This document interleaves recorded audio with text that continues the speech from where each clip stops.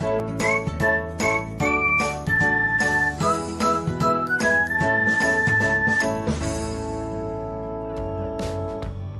everyone, welcome back to another episode of Technologyglance. Today in this video, I'm going to guide you through how you can enable manually approved tags on Instagram Lite. So let's get started. Firstly, open Instagram Lite app in your device. Then tap on your profile icon if you haven't. Next tap on three lines icon. After that, tap on settings. Next tap on privacy. Then tap on tags. After that, you can see the option of manually approved tags at the bottom. Turn on it by tapping on it. Next tap on turn on. So this is how you can enable manually approved tags on Instagram Lite. Thanks for watching.